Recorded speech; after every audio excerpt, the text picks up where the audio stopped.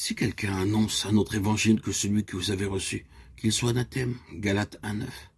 L'apôtre avait une vision très nette de la peine encourue par ceux qui délibérément rejettent l'évangile de la substitution, Christ portant la malédiction à notre place.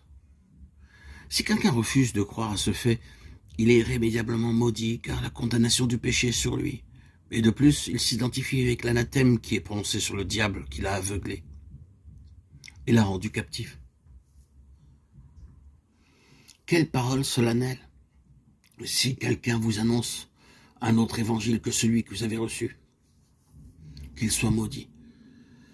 Là de nouveau se manifeste cette loi implacable de la malédiction à laquelle on ne peut échapper que sur le terrain du calvaire. Si un homme ne veut pas accepter que Christ ait été fait malédiction à sa place, il devra porter lui-même sa propre malédiction.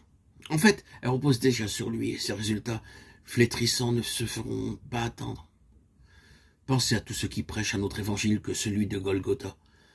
N'est-ce pas une malédiction en soi-même que de flétrir les vies des autres gens en leur inculquant des notions mensongères qui auront leur aboutissement terrible dans une éternité de désespoir et de tourment?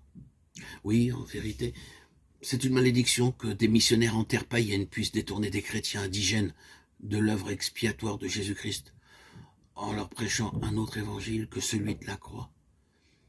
Une responsabilité écrasante pèse sur le prédicateur et sur le ministre qui ne fait que renforcer la malédiction qui repose sur les hommes en s'abstenant de leur faire connaître l'unique remède divin, l'évangile de la croix de Christ.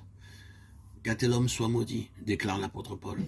Que l'anathème dont il n'a pas voulu être délivré en croyant que l'agneau de Dieu s'en est chargé pour lui porte ses fruits amers dans sa propre vie. Combien ces choses sont solennelles.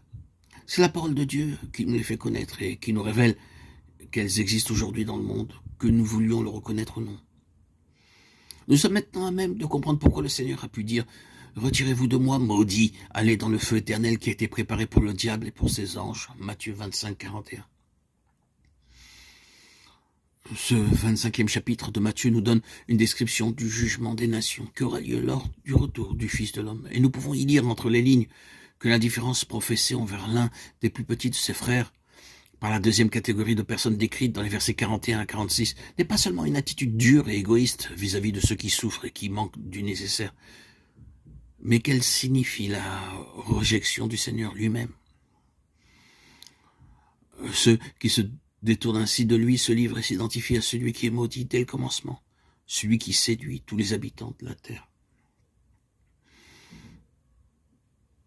Mais il viendra un jour où il n'y aura plus d'anathème. Apocalypse 22, 3.